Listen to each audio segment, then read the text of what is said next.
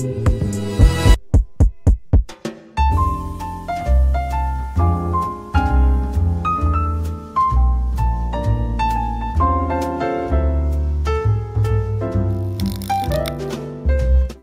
guys, welcome back to the Leverage Advantage Show. And today we have a very special guest. His name is Rob Kessler, and he is the inventor and co-founder of Million Dollar Collar. Now, what are you thinking Million Dollar Collar is? Now, it's actually a very simple solution to a problem that is very often overlooked, but became glaringly obvious to him when he was reviewing his wedding photos. Beyond that, Rob actually built a screen printing company and embroidery business from a spare bedroom in his house to over $1 million in revenue before selling the company.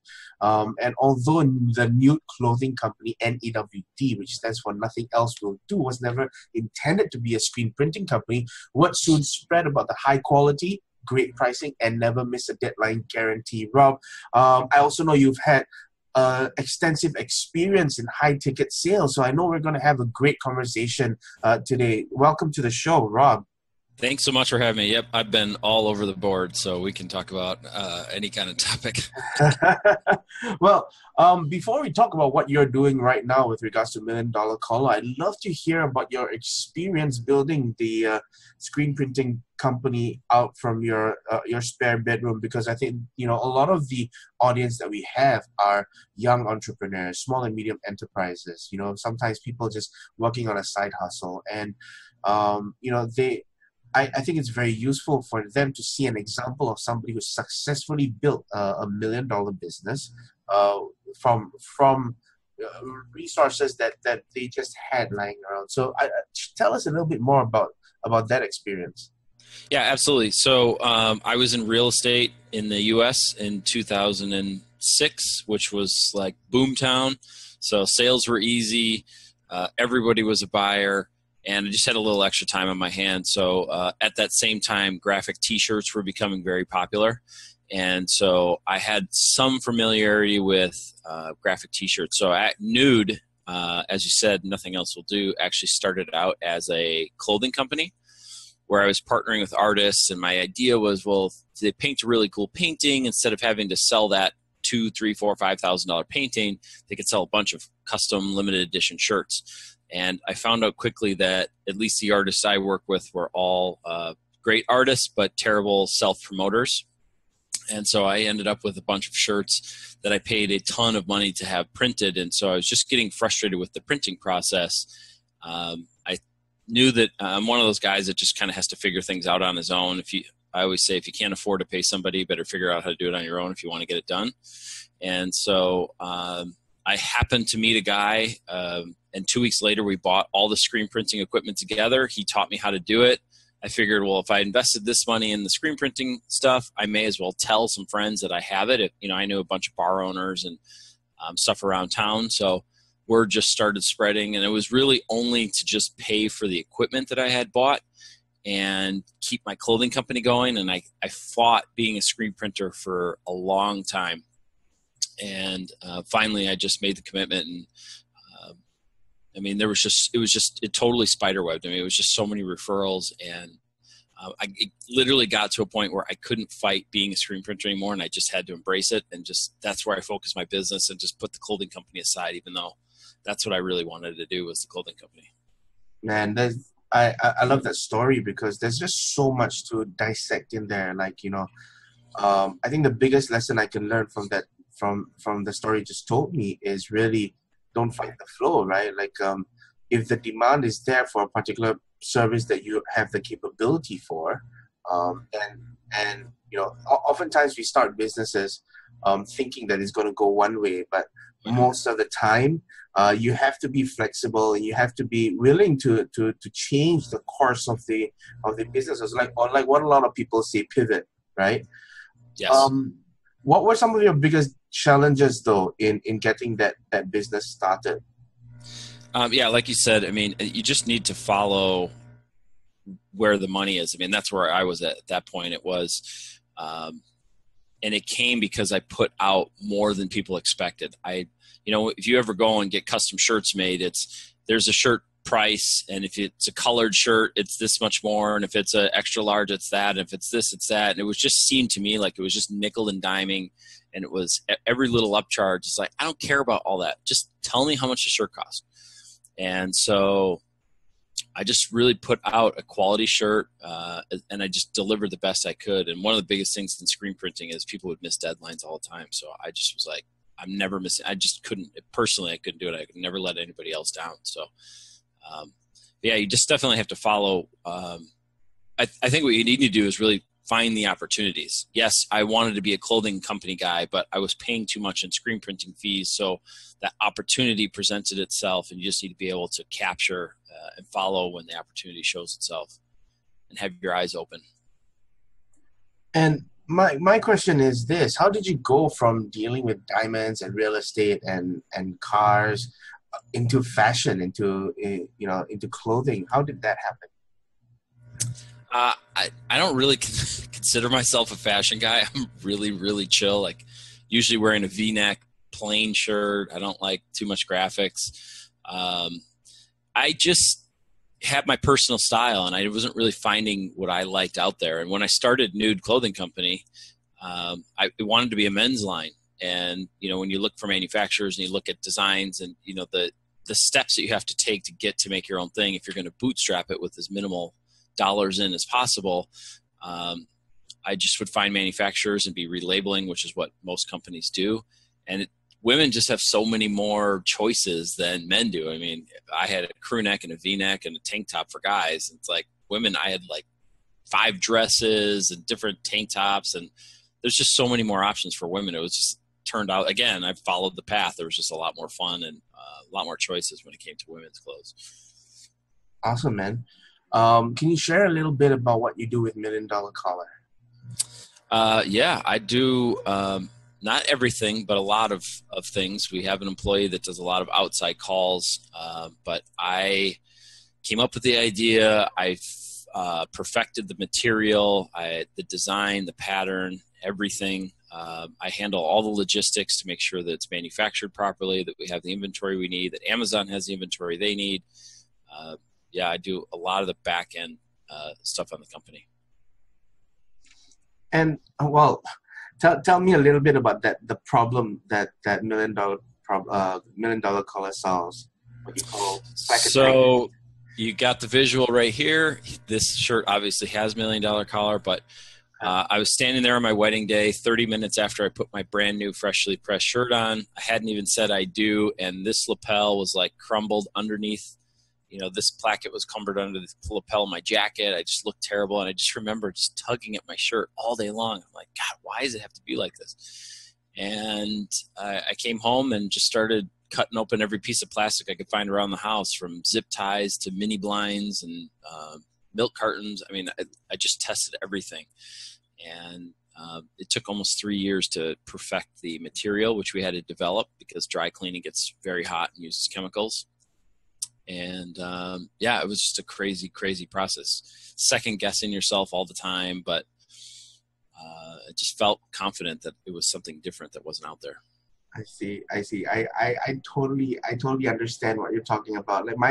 I think, how does my color look now?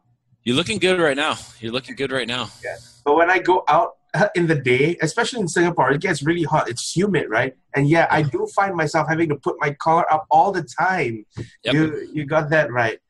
Tell me a little bit about, how did you go through 3 years of R&D and still, because for the way that I see it, a lot of companies can't even go through 18 months of R&D and still survive.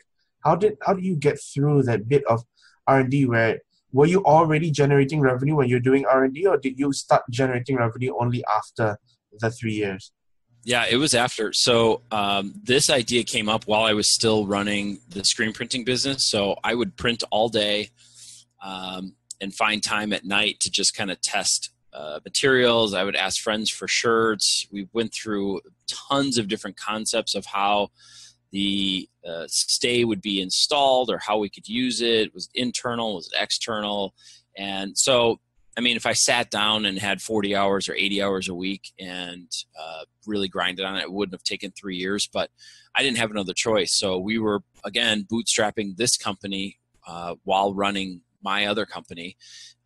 My wife would help out when she could. My business partner, he had his full-time job plus his other side hustles that he's doing. So, but we, even in that 3 years, the company pivoted, I think 2 times, as you said, just trying to figure out what was the right route for us.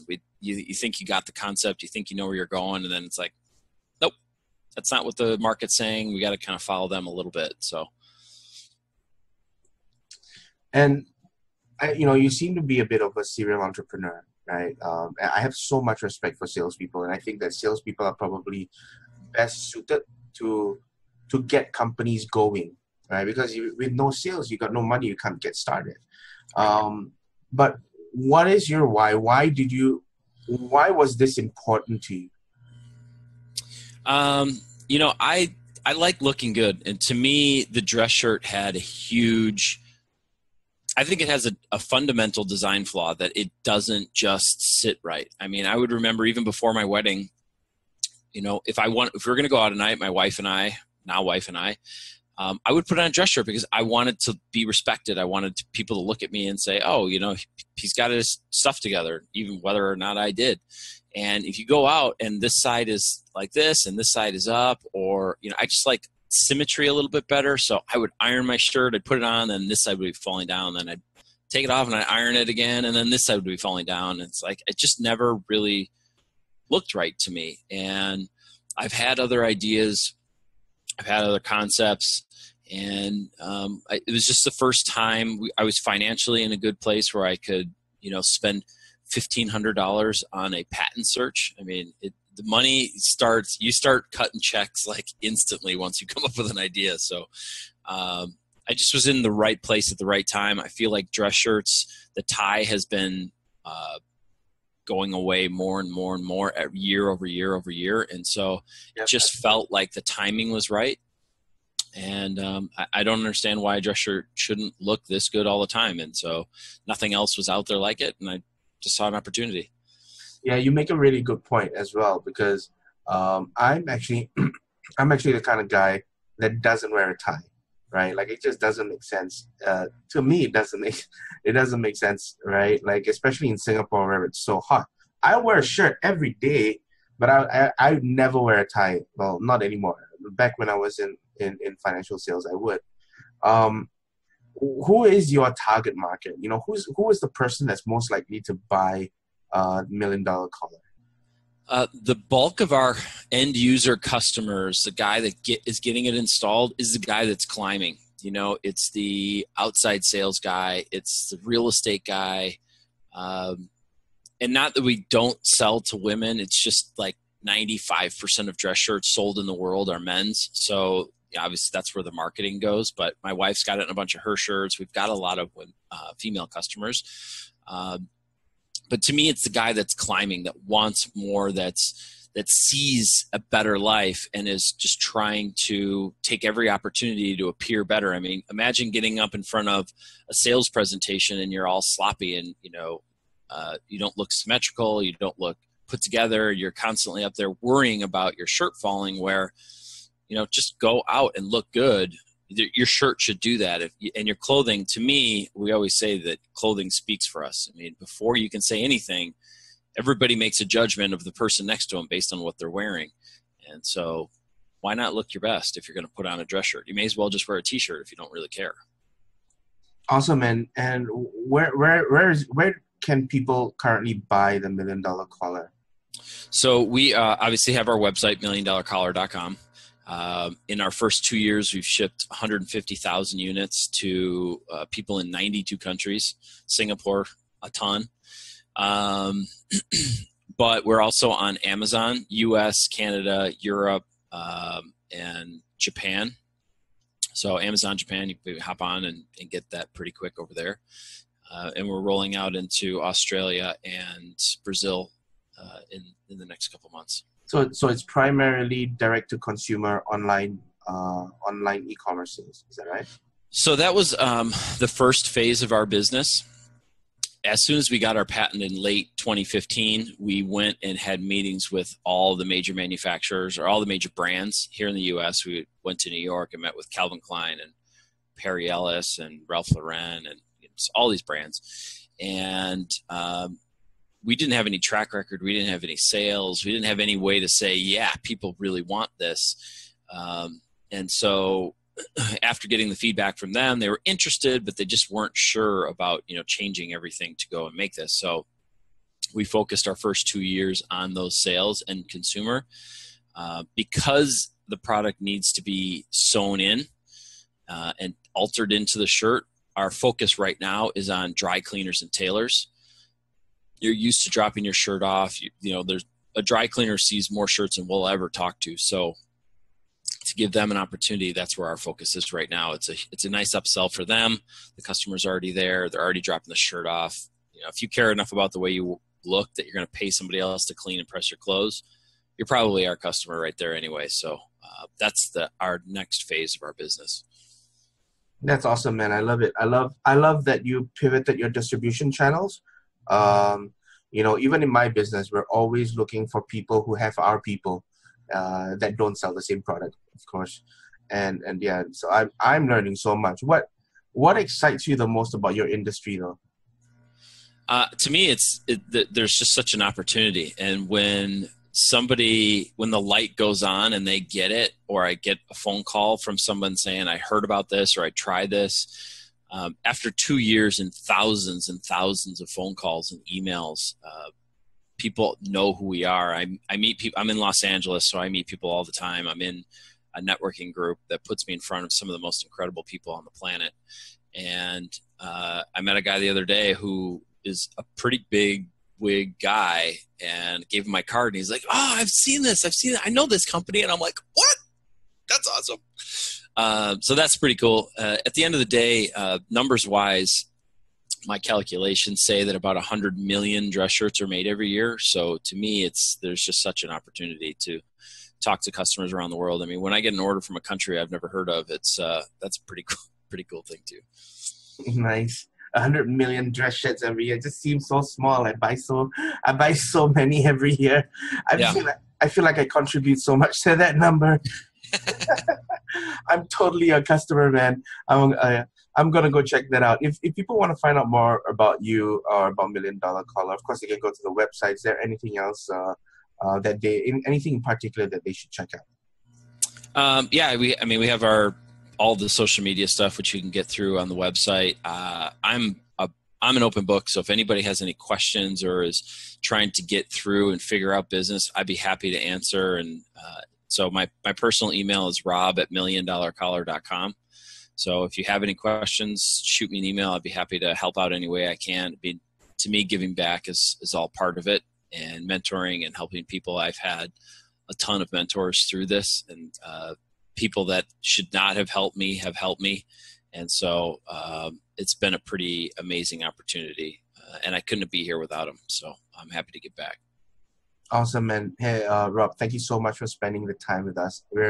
I'm truly humbled, truly honored, and very grateful that you took the time to spend with us, sharing your experience and helping other entrepreneurs on their journey. Thanks, man. Absolutely. Thanks for having me. It's been a blast. Hey there, thanks so much for checking out this video. If you enjoyed it, check out a relevant video here, and don't forget to subscribe to us for more marketing tips, techniques, strategies that are working for us, or just more behind the scenes fun. See ya.